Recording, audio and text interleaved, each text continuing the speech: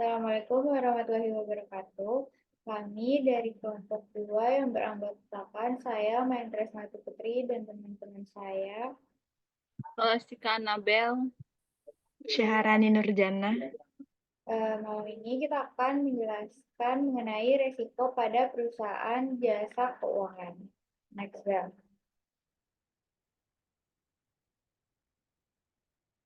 Nah, di sini kita akan membahas, di sini ada macam-macam risikonya. Yang pertama ada interest rate risk, ada market risk, credit risk, off balance sheet risk, technology and operational risk, foreign exchange risk, country or solvency risk, liquidity risk, dan insolvency risk. Next, Bel.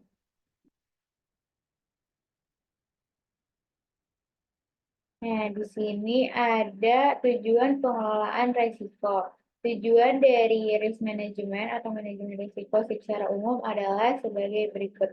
Yang pertama, untuk menjamin kecukupan resources dalam periode post loss.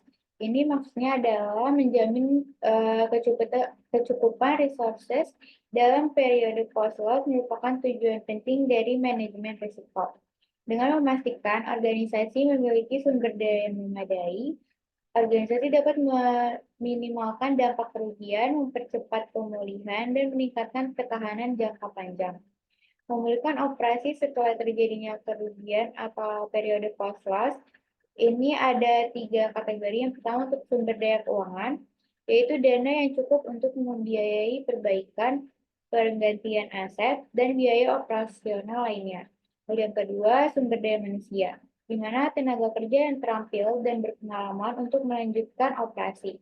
Yang ketiga, ada sumber daya fisik, yaitu peralatan, infrastruktur, dan persediaan yang diperlukan untuk kembali beroperasi. Selanjutnya ada untuk meminimalkan cost terkait dengan pure risk. Pure risk sendiri adalah risiko yang hanya memiliki 2 kemungkinan, terjadi atau tidak terjadi. Contoh pure risk adalah kebakaran, kecelakaan, dan bencana alam. Manajemen risiko dapat membantu meminimalkan biaya terkait dengan pure risk dengan menerapkan langkah-langkah pencegahan, pengurangan, pemindahan, dan retensi. Dengan meminimalkan biaya pure risk, organisasi dapat meningkatkan stabilitas keuangan, reputasi, dan nilai organisasinya. Yang ketiga, ada untuk memproteksi karyawan dari kecelakaan dan kematian. Jadi, menerapkan langkah-langkah pencegahan untuk mengurangi kemungkinan terjadinya kecelakaan dan kematian. Contohnya, dengan menyediakan alat pelindung diri atau APD, menerapkan standar keselamatan kerja, dan memberikan pelatihan keselamatan kerja kepada karyawan. Lalu yang keempat, untuk memenuhi kewajiban secara legal dan kontraktual, yaitu mengidentifikasi dan menilai risiko legal dan kontraktual yang dihadapi organisasi. Contohnya, risiko gagal memenuhi perjanjian kontrak, risiko melanggar peraturan perundang-undangan, dan risiko tuntutan hukum. Lalu memprioritaskan risiko berdasarkan tingkat keparahan dan kemungkinan terjadinya. Selanjutnya, mengembangkan dan menerapkan strategi mitigasi untuk mengurangi risiko legal dan kontraktual. Dengan memenuhi kewajiban legal dan kontraktual, organisasi dapat menghindari denda dan sanksi, melindungi reputasi, meningkatkan kepercayaan stakeholder, dan memastikan kelancaran operasi. Selanjutnya ada untuk mengeliminasi kekhawatiran. Yaitu manajemen risiko dapat membantu mengeliminasi kekhawatiran dengan mengidentifikasi, menilai, dan memitigasi risiko. Dengan mengeliminasi kekhawatiran, organisasi dapat meningkatkan ketenangan pikiran, fokus, pengambilan keputusan, dan meningkatnya kinerja yang stabil. Next, Bel. Selanjutnya, kalau tadi ada tujuan umum, sini ada tujuan untuk maksimalisasi nilai. Jadi tujuan akhir dari risk management atau manajemen risiko adalah memaksimumkan nilai organisasi. Memaksimalisasi nilai tercermin dalam harga saham biasa. Diharapkan keputusan dalam risk management dapat mempunyai kontribusi dalam meningkatkan harga saham perusahaan. Jadi manajemen risiko bukan hanya tentang menghindari risiko, tetapi juga tentang mengambil risiko yang tepat dan mengelolanya secara efektif. Dengan menerapkan manajemen risiko yang efektif, perusahaan dapat memaksimalisasi nilai saham dan mencapai tujuan jangka panjangnya. Next slide. Selanjutnya di sini ada identifikasi resiko. Jadi ada teknik-teknik identifikasi resiko yang telah dikembangkan sebagai upaya untuk mencegah dan mengendalikan resiko. Terdapat juga beberapa alat yang tersedia untuk membantu dalam pengidentifikasian resiko. Manajemen resiko merupakan proses penting dalam berbagai organisasi untuk meminimalisir dampak negatif dan memaksimalkan peluang. Nah, salah satu langkah krusial dalam manajemen resiko adalah identifikasi resiko, yaitu proses menemukan dan mengidentifikasi resiko yang mungkin dihadapi organisasi. Nah, berikut beberapa teknik identifikasi resiko yang umum digunakan dalam manajemen resiko. Next bell.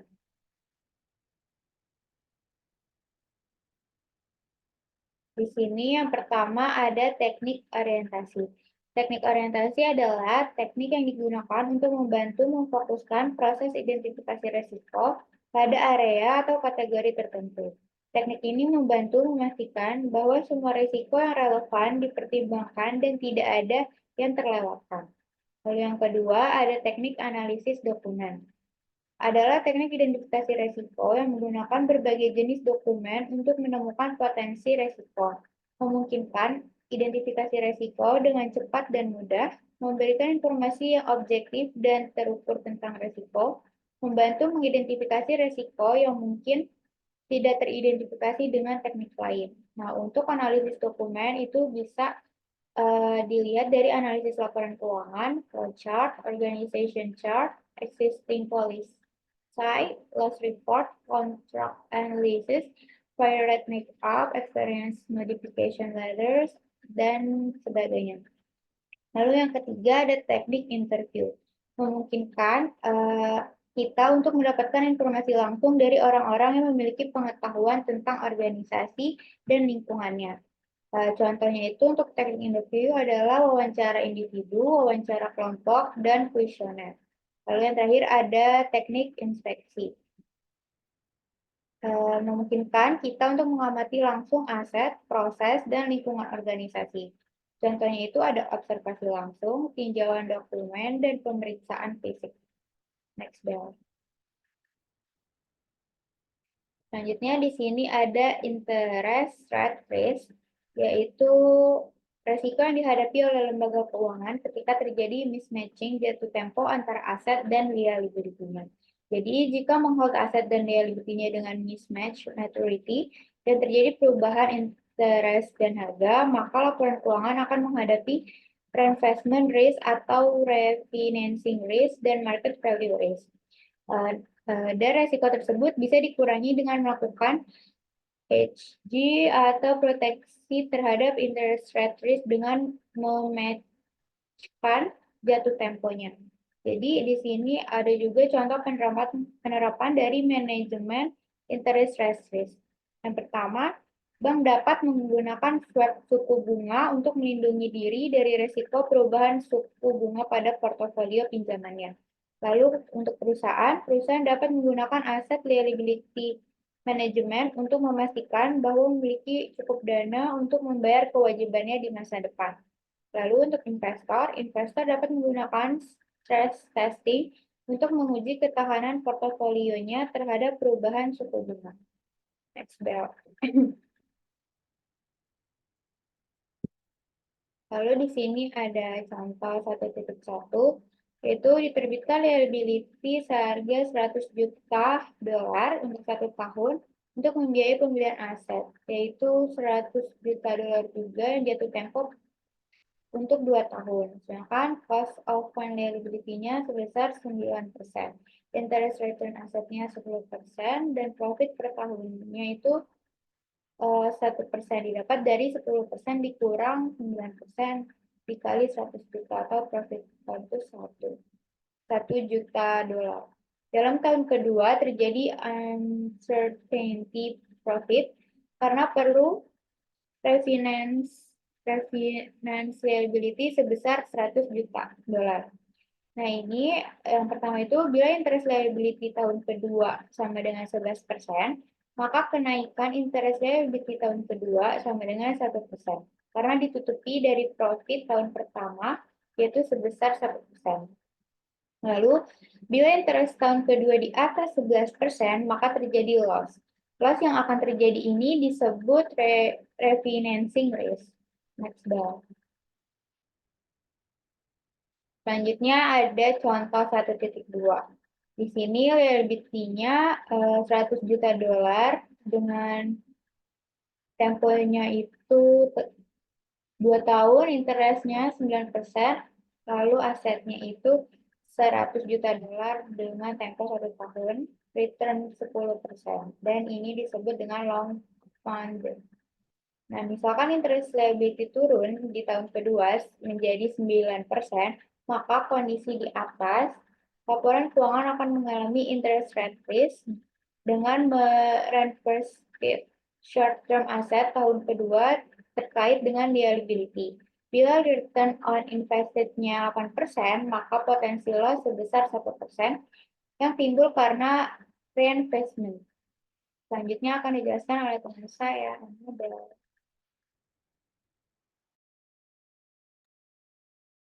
Selanjutnya yang kedua ada market risk atau resiko pasar. Jadi resiko pasar ini muncul ketika lembaga keuangan atau LK itu secara aktif memperdagangkan aset dan liabilitas dan derivatif daripada menyimpannya untuk tujuan investasi, pendanaan atau lindung nilai jangka panjang.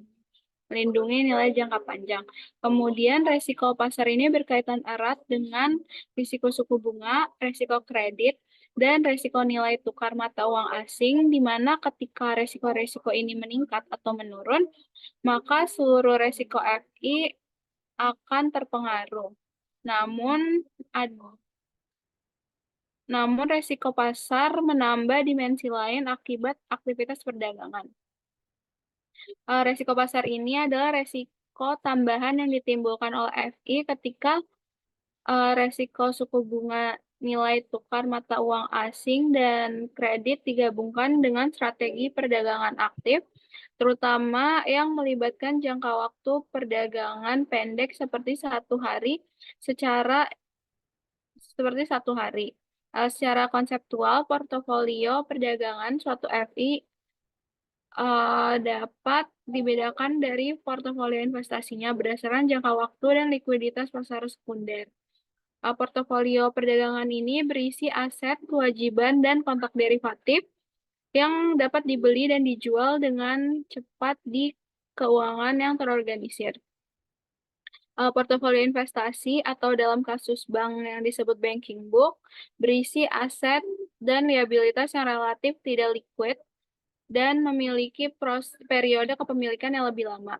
Dengan meningkatnya sekuritas pinjaman bank atau pinjaman hipotek misalnya, semakin banyak aset yang liquid dan dapat diperdagangkan, tentu saja seiring berjalannya waktu, setiap aset dan liabilitas itu bisa dijual.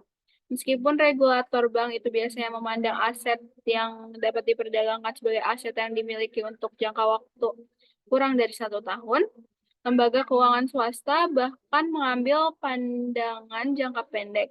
Secara khusus, lembaga keuangan prihatin terhadap fluktuasi nilai aset dan liabilitas akun perdagangan mereka selama jangka waktu 1 hari, terutama jika fluktuasi tersebut menimbulkan ancaman terhadap solvabilitas mereka.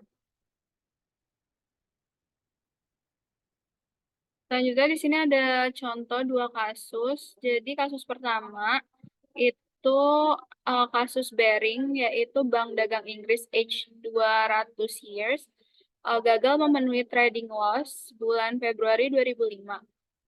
Bank yang merupakan salah satu trader dari Nick Leeson itu bertaruh bahwa indeks Nick itu stock market akan naik sehingga ia beli future dengan underlying itu indeks tersebut senilai 8 miliar. Adanya gempa di Kobe, Jepang, indeks Nick itu jatuh. Sehingga Barings itu mengalami loss sebesar 1,2 miliar dan insolvensi serta bangkrut. Kemudian yang kedua, kasus kedua itu trading loss yang dialami oleh commercial bank, investment bank, dan mutual funds atas Russian asset yang mengalami penurunan nilai mata uang rabel secara dramatik dari kurs 6 per 1 dolar menjadi 16 per 1 dolar dalam Agustus dan September 1998. Kemudian resiko yang ketiga itu ada resiko kredit atau credit risk. Jadi resiko kredit ini timbul karena adanya kemungkinan bahwa arus kas yang dijanjikan atas klaim keuangan yang dipegang oleh lembaga keuangan seperti pinjaman atau obligasi tidak akan dibayar secara penuh. Hampir semua jenis laporan lembaga keuangan itu menghadapi resiko ini. Namun secara umum lembaga keuangan yang memberikan pinjaman atau membeli obligasi yang jatuh temponya panjang lebih terekspos dibanding lembaga keuangan yang memberikan pinjaman atau membeli obligasi yang jatuh temponya pendek. Hal ini berarti misalnya lembaga penyimpanan dan perusahaan asuransi jiwa lebih terekspos terhadap resiko kredit dibanding reksadana pasar uang dan perusahaan asuransi properti. Jika pokok seluruh klaim finansial yang dimiliki oleh lembaga keuangan telah dibayar penuh pada saat jatuh tempo dan pembayaran bunga itu dilakukan pada tanggal yang dijanjikan, lembaga keuangan akan selalu menerima kembali pokok pinjaman ditambah pengembalian bunga. Artinya mereka tidak menghadapi resiko kredit.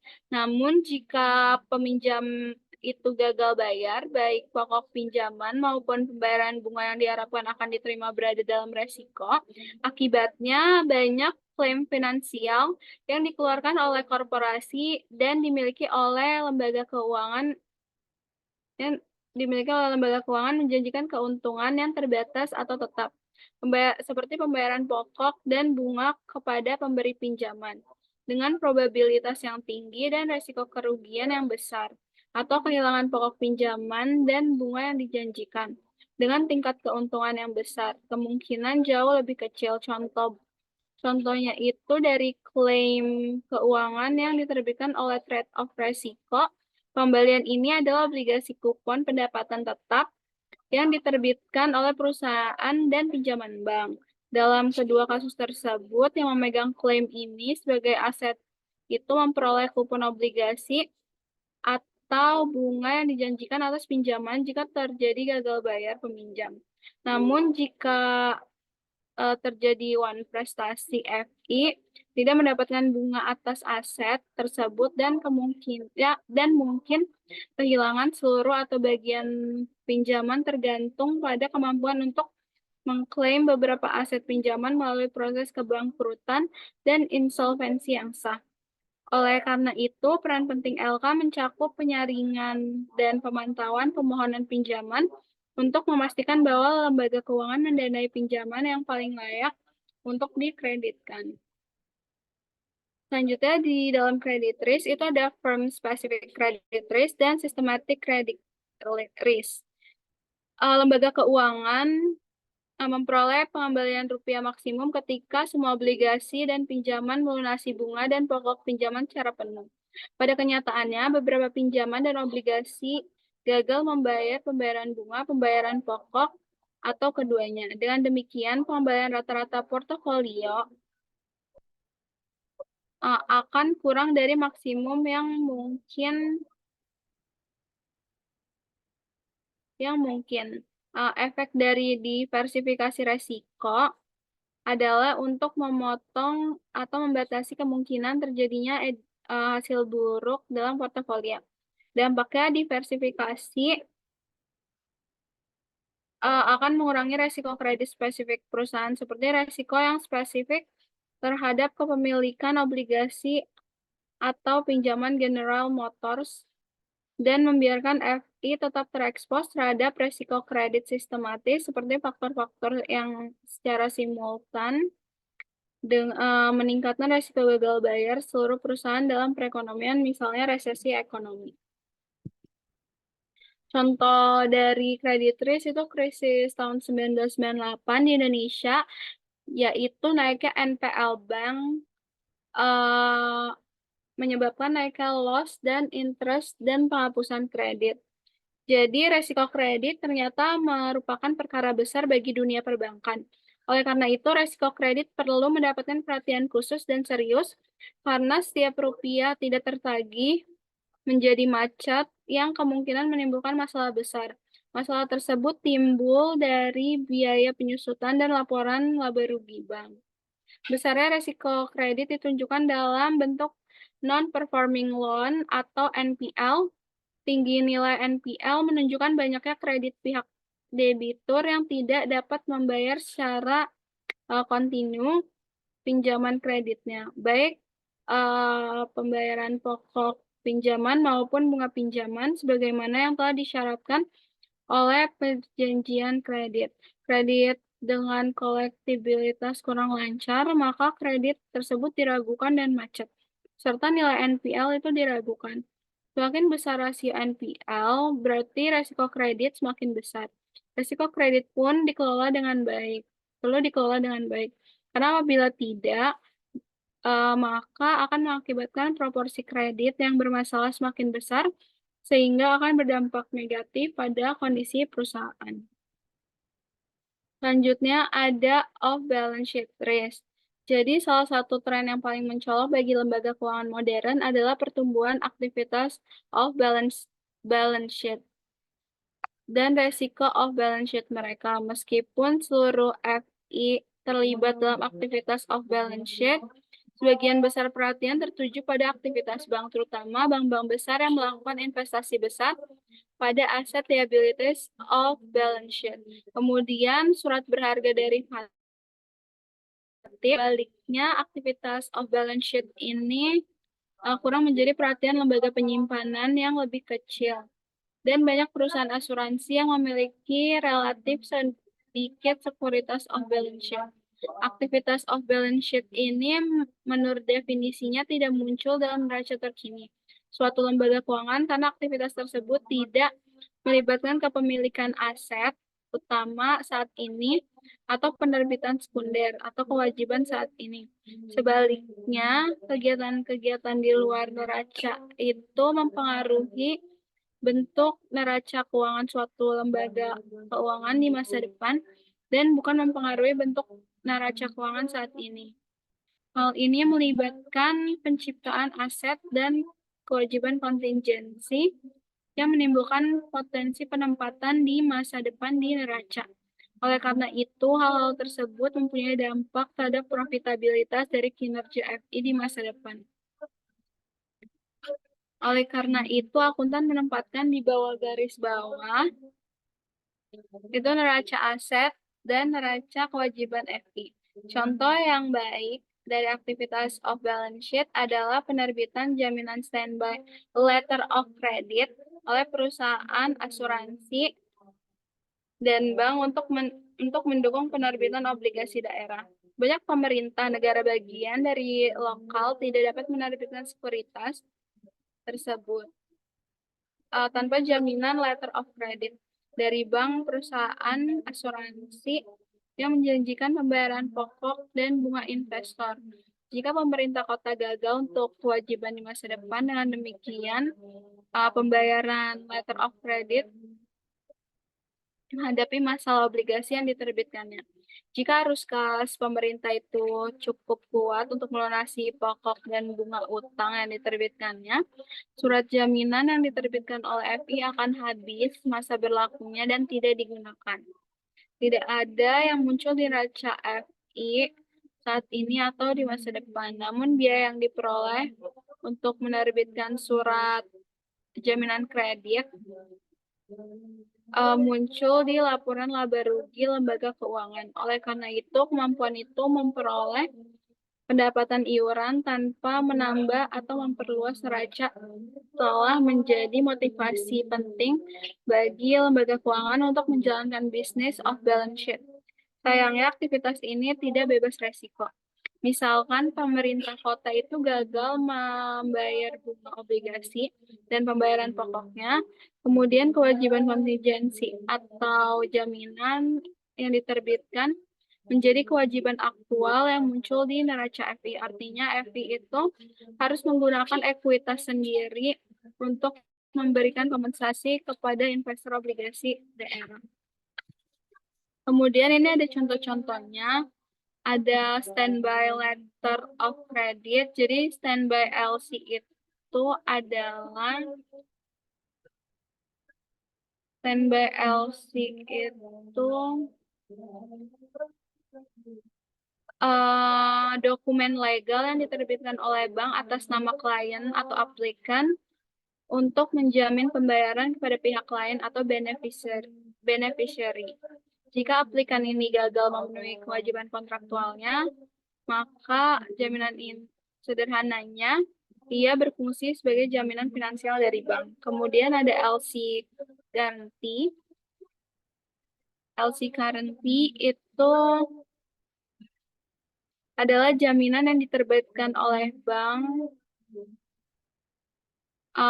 dalam transaksi letter of credit. Jadi sederhananya LC guarantee ini berfungsi sebagai jaminan tambahan untuk memastikan kelancaran transaksi LC. Kemudian ada loan commitment. Loan commitment itu adalah perjanjian resmi dari lembaga keuangan, bank atau lainnya kepada peminjam untuk menyediakan dana pinjaman dalam jumlah tertentu dengan syarat dan ketentuan tertentu dalam jangka waktu tertentu. Artinya lembaga keuangan tersebut berkomitmen untuk memberikan pinjaman kepada peminjam jika peminjam ini memenuhi semua persyaratan yang telah ditetapkan. Kemudian ada mortgage savings contract atau kontrak layanan KPR. Itu merupakan kontrak antar peminjam KPR sebagai borrower dan perusahaan layanan hipotek sebagai servicer yang menjelaskan hak-hak dan kewajiban masing-masing pihak selama masa peminjaman KPR. Kemudian ada posisi sekuritas derivatif atau forward, future, swap, and option yang diterbitkan oleh LK. Selanjutnya, letter of credit ini hanyalah salah satu contoh dari aktivitas off balance sheet. Lainnya mencakup komitmen pinjaman oleh bank, kontrak layanan hipotek, dan lembaga penyimpanan.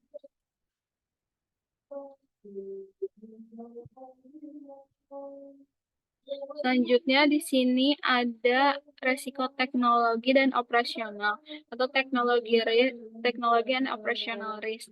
Jadi resiko ini saling terkait erat dan dalam beberapa tahun terakhir telah menimbulkan kekhawatiran besar bagi para manajer FI dan regulator.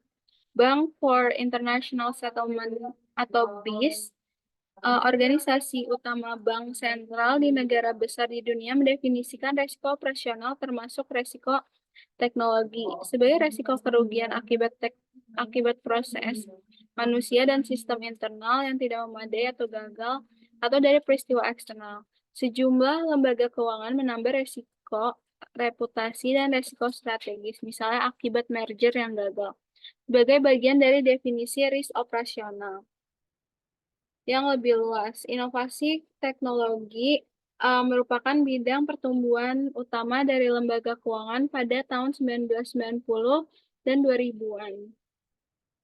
Bank, perusahaan asuransi, dan perusahaan investasi semuanya berupaya meningkatkan efisiensi operasional melalui investasi pada komunikasi internal dan eksternal, komputer, dan perluasan infrastruktur teknologi.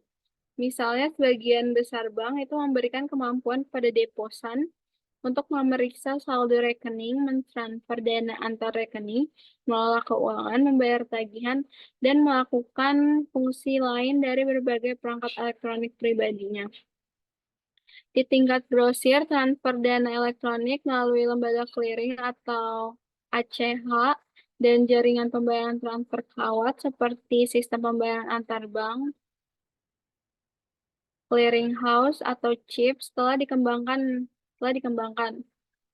Perusahaan jasa keuangan Global City Group itu beroperasi di lebih dari 100 negara yang berhubungan dengan real-time melalui sistem satelit milik perusahaannya. Tujuan utamanya untuk perluasan teknologi adalah untuk menurunkan biaya operasional, meningkatkan keuntungan, dan menangkap pasar baru. Dalam terminologi saat ini, tujuannya adalah untuk memungkinkan eksploitasi semaksimal mungkin potensi skala ekonomi dan cakupan ekonomi yang lebih baik dalam menjual produknya. Skala ekonomi mengacu pada kemampuan keuangan untuk menurunkan biaya rata-rata operasionalnya dengan meningkatkan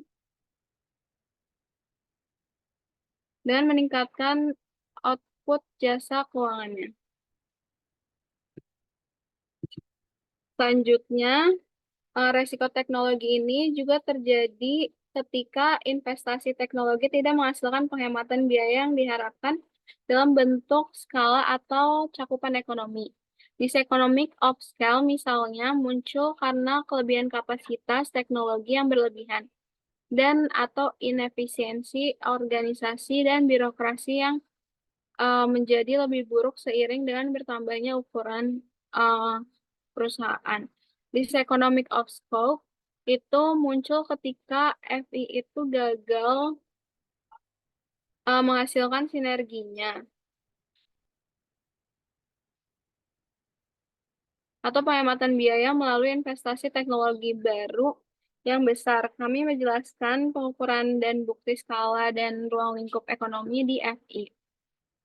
Resiko teknologi itu dapat mengakibatkan kerugian besar dalam efisiensi kompetitif suatu lembaga dan pada akhirnya kegagalan jangka panjang. Demikian pula keuntungan dari investasi teknologi yang menghasilkan kinerja yang lebih unggul dibanding pesaing.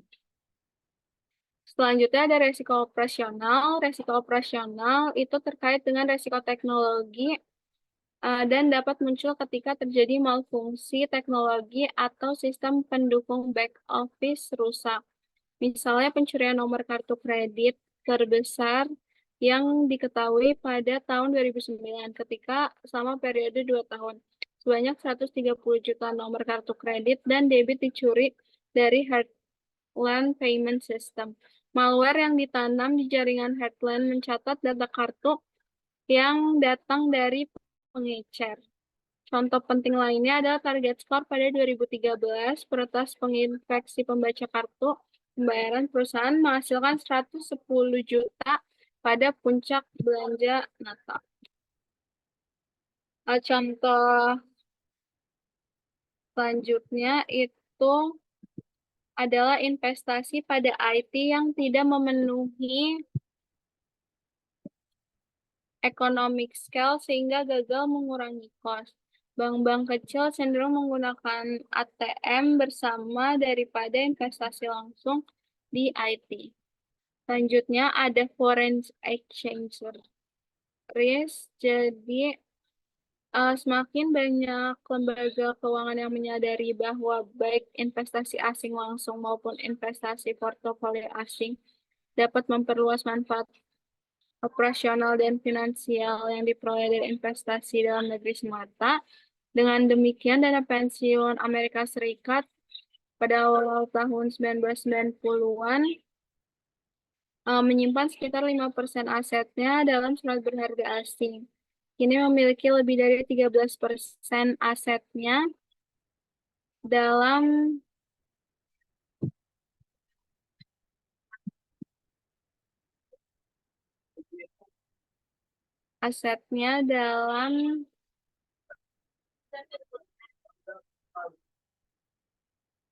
Dengan demikian, dana pensiun AS yang pada awal tahun 1990-an menyimpan sekitar 5% asetnya dalam surat berharga asing, kini memiliki lebih dari 13% asetnya dalam surat berharga luar negeri. Pada saat yang sama, banyak bank besar, bank investasi, dan reksadana AS yang orientasinya lebih global apabila tingkat pengembangan investasi domestik dan asing berkolerasi secara tidak sempurna. Terdapat potensi keuntungan bagi lembaga keuangan yang memperluas kepemilikan aset dan pendanaan dalam dan di luar negeri. serta investasi portofolio tidak berkorelasi sempurna karena dua alasan. Yang pertama adalah teknologi yang mendasari berbagai negara berbeda, begitu pula perusahaan di negara tersebut. Misalnya, suatu perekonomian memungkinkan berbasis pada pertanian, sedangkan perekonomian lainnya berbasis industri. Mengingat infrastruktur ekonomi yang berbeda, maka perekonomian dapat berkembang sementara perekonomian lainnya mengalami kontraksi. Pada pertengahan tahun 2010 misalnya, perekonomian Amerika sedang berkembang sedangkan perekonomian Eropa mengalami resesi. Alasan kedua adalah perubahan nilai tukar tidak berkorelasi sempurna antar negara. Ini berarti nilai tukar dolar euro memungkinkan menguat sementara nilai tukar dolar dan yen itu mungkin turun.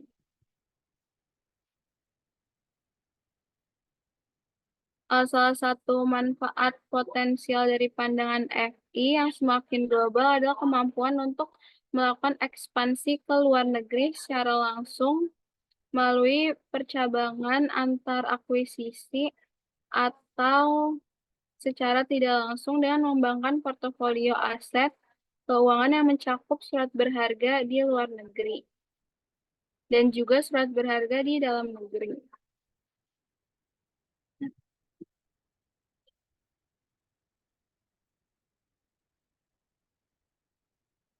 Meski begitu, investasi asing membuat FI menghadapi resiko nilai tukar mata uang asing. Resiko nilai tukar mata uang asing adalah resiko bahwa perubahan nilai tukar dapat berdampak buruk pada nilai aset dan liabilitas FI dalam mata uang asing. Untuk memahami bagaimana resiko nilai tukar mata uang asing, misalkan FIAS itu memberikan pinjaman kepada perusahaan Inggris dalam pound, jika nilai pound Inggris itu terdepresiasi relatif terhadap dolar AS, pembayaran pokok dan bunga yang diterima investor AS akan terdevaluasi dalam dolar. Memang benar jika pound Inggris turun cukup jauh selama periode investasi, ketika arus kas diubah menjadi dolar, keuntungan keseluruhan bisa menjadi negatif. Artinya pada konversi pembayaran pokok dan bunga dari pound ke dolar, kerugian selisih kurs dapat mengimbangi nilai pembayaran bunga mata uang lokal yang dijanjikan pada nilai tukar asli saat investasi terjadi. Selanjutnya akan dijelaskan oleh Sharon. Selanjutnya untuk example 6, LK di Indonesia meminjamkan sejumlah uang US dollar kepada LK di USA bila pada tanggal jatuh tempo diperkirakan nilai mata uang rupiah menguat terhadap US dollar. Maka piutang atau aset LK tersebut berpotensi mengalami loss atau perubahan kurs yang ditimbulkan oleh foreign exchange risk. Untuk meminimalkan risiko atas perubahan kurs di atas, maka LK harus melakukan upaya hedge atas aset yang dinilai dalam US dollar. Bila ada kecenderungan nilai mata uang rupiah melemah terhadap US dollar, maka hedging aset tersebut tidak perlu. Ketika LK di Indonesia meminjamkan uang dalam USD kepada LK di USA, terdapat risiko nilai tukar foreign exchange risk yang dihadapi LK di Indonesia. Risiko ini muncul karena nilai tukar USD terhadap rupiah dapat berfluktuasi selama periode pinjaman. Jika pada tanggal jatuh tempo nilai rupiah menguat terhadap USD, maka nilai piutang atau aset LK dalam USD akan berkurang. Hal ini akan menyebabkan LK mengalami loss atau kerugian akibat perubahan kurs. Jadi, jika terdapat kecenderungan nilai rupiah melemah terhadap USD, maka hedging aset USD tidak perlu dilakukan. Hal ini karena nilai piutang aset LK dalam USD akan meningkat seiring dengan melemahnya rupiah. Namun, pentingnya untuk dicatat bahwa prediksi nilai tukar tidak selalu akurat. Oleh karena itu, LK perlu melakukan analisis dan pertimbangan yang matang sebelum memutuskan untuk melakukan hedging atau tidak. Risiko nilai tukar merupakan faktor penting yang perlu dipertimbangkan oleh LK dalam transaksi internasional. Hedging aset dapat menjadi solusi untuk meminimalkan risiko loss akibat fluktuasi nilai tukar.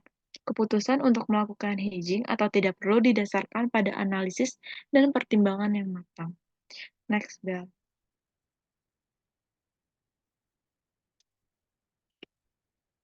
Selanjutnya, country or sovereign risk.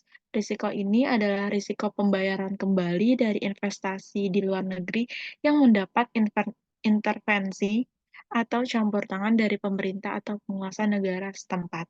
Campur tangan tersebut berupa restriction, rescheduling, atau outright prohibition, atau pelarangan tiba-tiba. Risiko negara atau sovereign risk adalah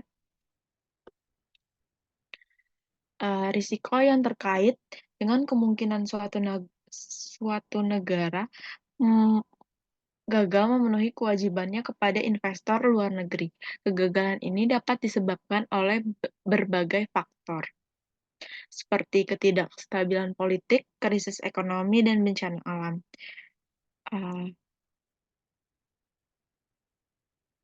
Untuk mitigasi atau dampak risiko negara dapat berdampak negatif pada investor luar negeri seperti kehilangan keuntungan, kehilangan modal, dan kesulitan menarik dana.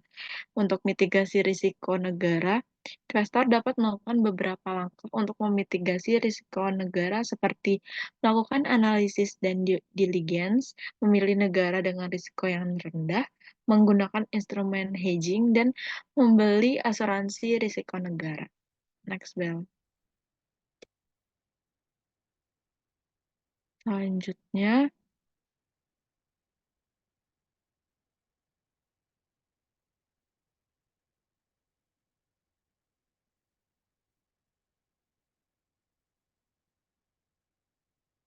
Example 7, ketika perusahaan di luar negeri tidak mampu membayar kembali utangnya, maka pemerintah setempat akan melarang pembayaran utang ke luar negeri dengan alasan politik.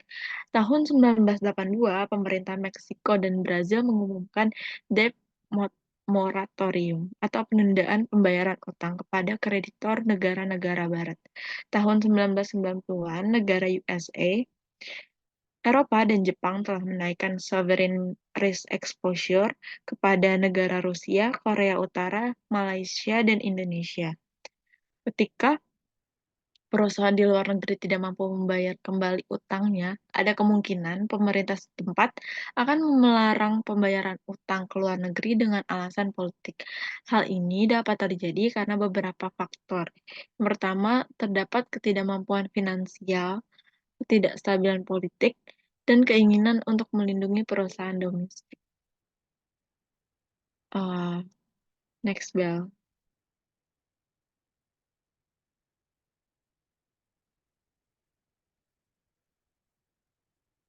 Selanjutnya, yang kedelapan ada liquidity risk. Risiko likuiditas timbul pada saat pemegang utang LK atau seperti penabung, pemegang polis, asuransi, tiba-tiba melakukan penarikan yang menyebabkan terjadi kekurangan aset liquid untuk memenuhinya. Risiko likuiditas dapat muncul pada LK ketika pemegang utang seperti penabung, pemegang polis asuransi tiba-tiba melakukan penarikan dana yang menyebabkan kekurangan aset liquid untuk memenuhinya. Jadi, risiko likuiditas adalah risiko yang dihadapi AK dalam memenuhi kewajibannya yang jatuh tempo pada saat ini atau di masa depan dengan aset liquid yang tersedia. Aset liquid adalah aset yang dapat dengan mudah diubah dengan menjadi uang tunai tanpa mengalami kerugian yang signifikan. Next, Bel.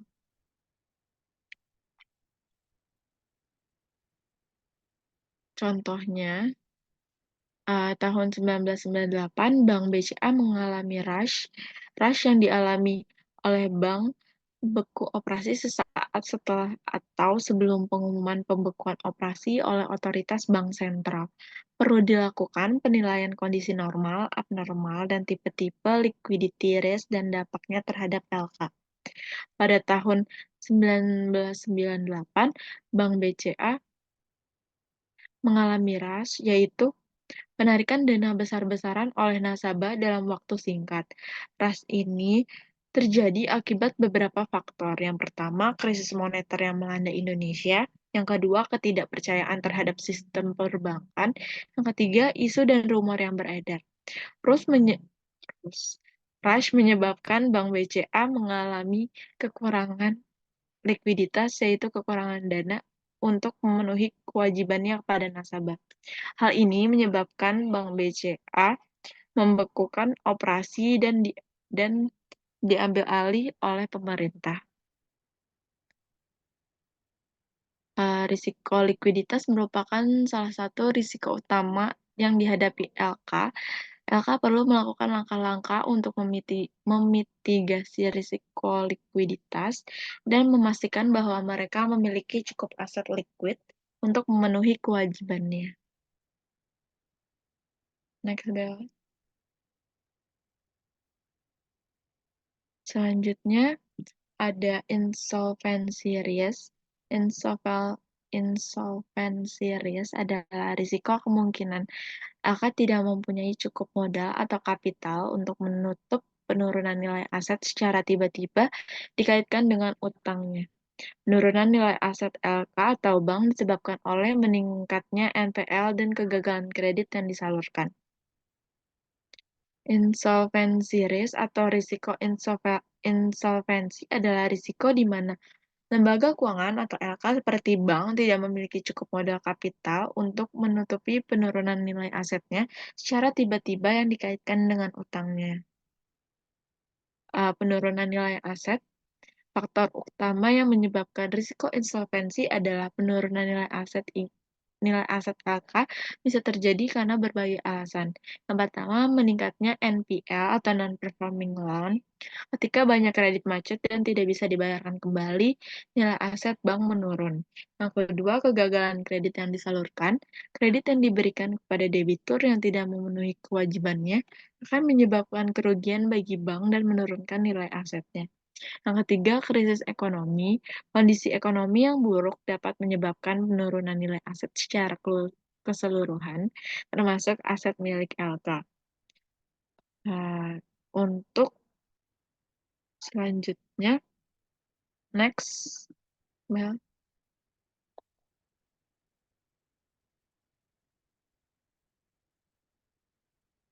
Hmm.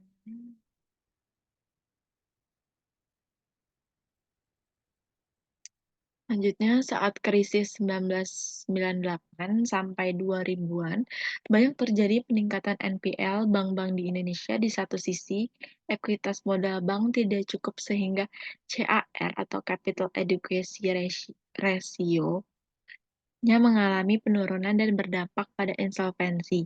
Hal ini menimbulkan loss bagi LK tersebut. Jadi, krisis ekonomi menyebabkan banyak debitur mengalami kesulitan keuangan dan tidak mampu membayar pinjaman mereka. Hal ini menyebabkan NPL bank-bank di Indonesia meningkat secara signifikan. NPL yang tinggi membebani bank dengan biaya dan risiko yang besar dan dapat menyebabkan penurunan profitabilitas dan solvabilitas bank. Jadi, CAR itu adalah rasio yang menunjukkan kecukupan modal bank untuk menanggung risiko.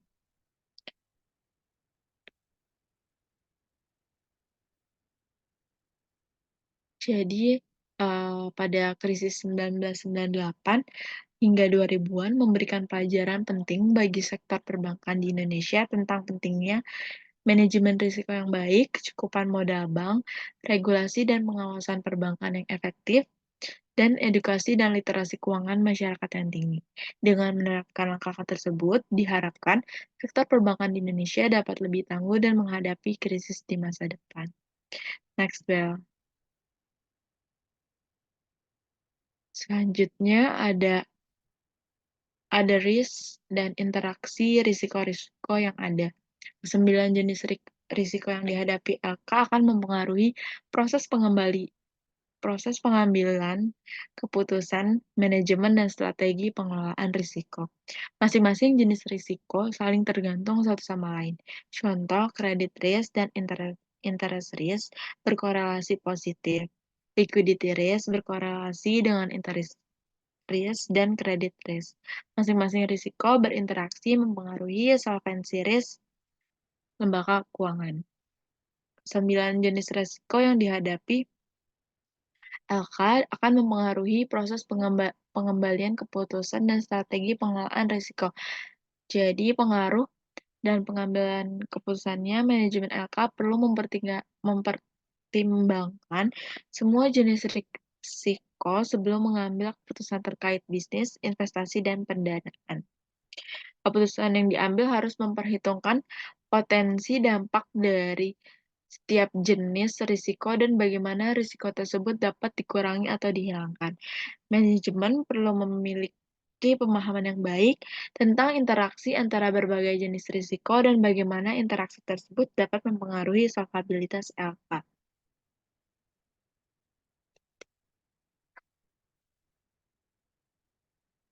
Uh, 9 jenis risiko yang dihadapi LK saling terkait dan dapat berdampak signifikan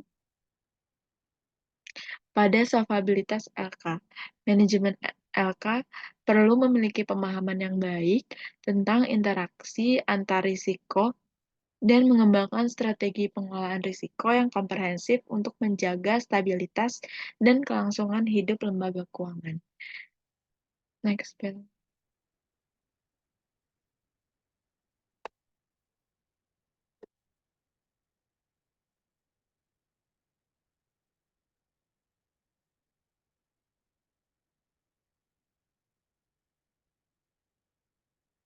Di sini selanjutnya terdapat risiko lainnya dan interaksi risiko-risiko yang lainnya seperti discrete or event risk mempengaruhi probability dan risk exposure serta aset LK.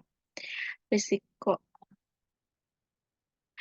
discrete or event adalah salah satu risiko yang dihadapi LK atau lembaga keuangan yang dapat mempengaruhi profitability, risk exposure, dan aset LK. Berikut penjelasannya. Untuk risiko discrete or event adalah risiko yang terjadi akibat peristiwa tertentu yang dapat diidentifikasi dan memiliki dampak yang signifikan pada lembaga keuangan. Contohnya seperti bencana alam, yaitu gempa bumi, banjir, dan tsunami dapat menyebabkan kerusakan aset LK dan mengganggu operasinya. Serangan cyber seperti peretasan dan pencurian data dapat menyebabkan kerugian finansial dan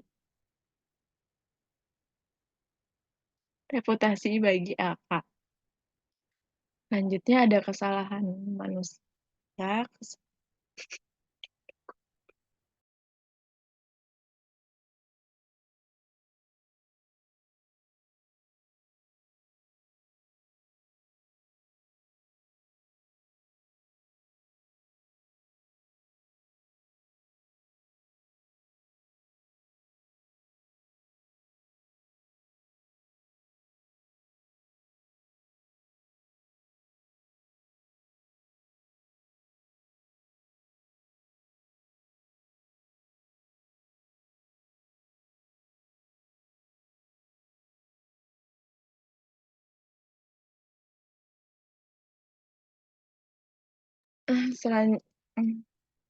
Selanjutnya dampak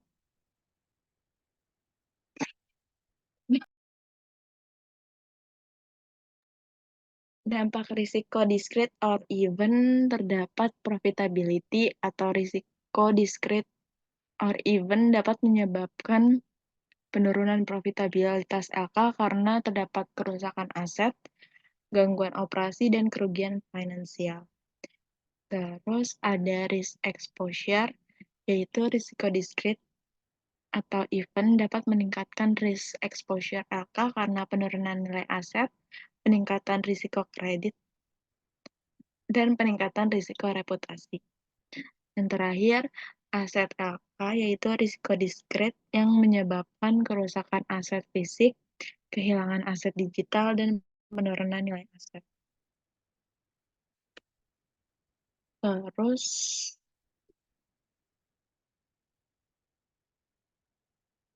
risiko diskret or event adalah salah satu risiko penting yang dihadapi LK. LK perlu melakukan langkah-langkah untuk memitigasi risiko diskret or event untuk menjaga profitability, risk exposure, dan asetnya.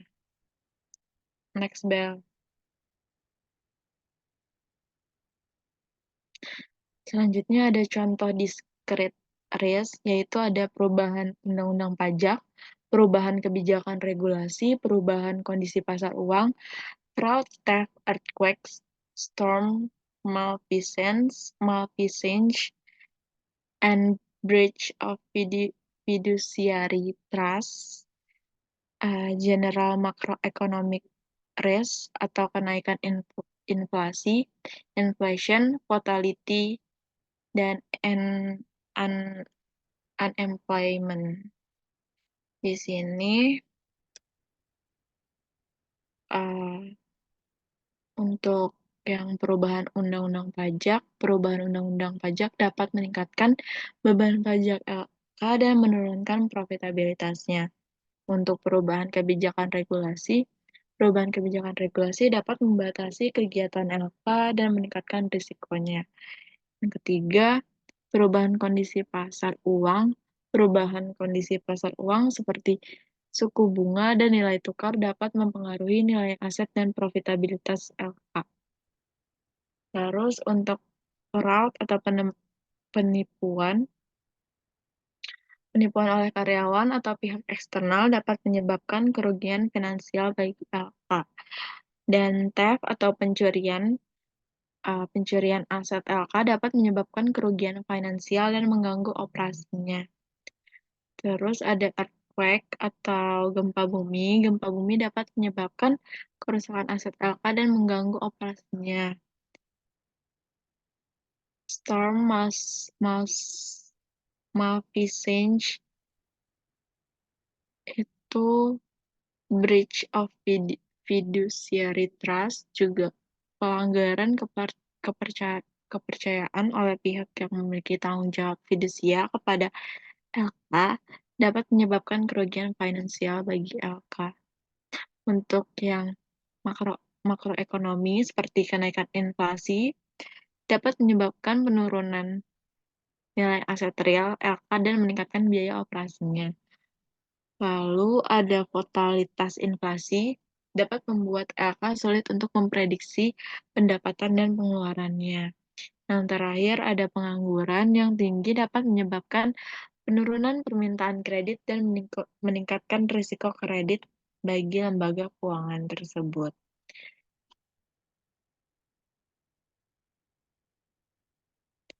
Lalu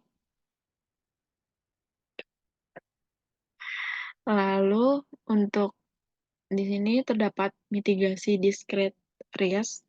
LK dapat melakukan beberapa langkah untuk memitigasi discrete risk, antara lain yang pertama melakukan analisis risiko.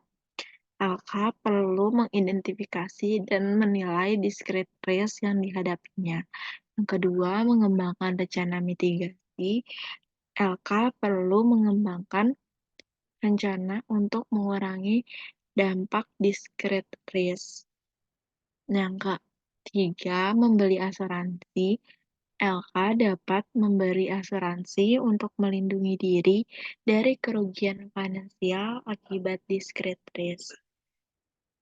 Lalu yang terakhir, untuk meningkatkan budaya risiko, LK perlu meningkatkan budaya risiko untuk meningkatkan kesadaran dan kesigapan terhadap discrete risk.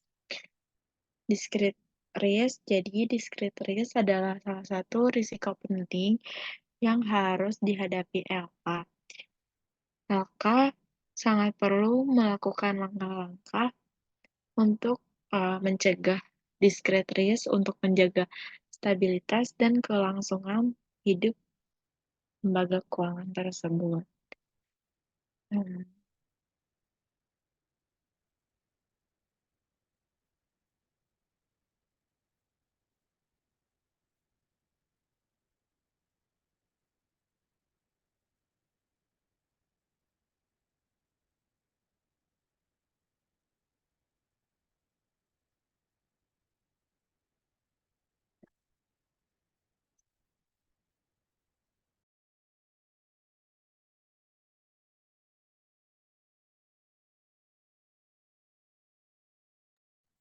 Next Bel.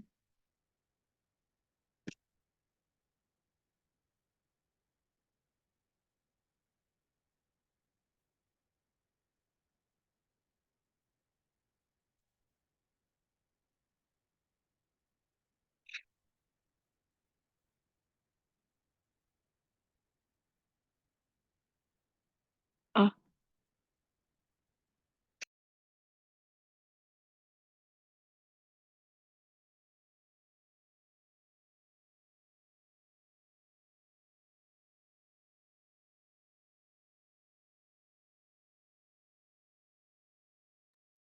sekian dari presentasi kelompok 2 untuk mata kuliah manajemen risiko. Sekian, terima kasih.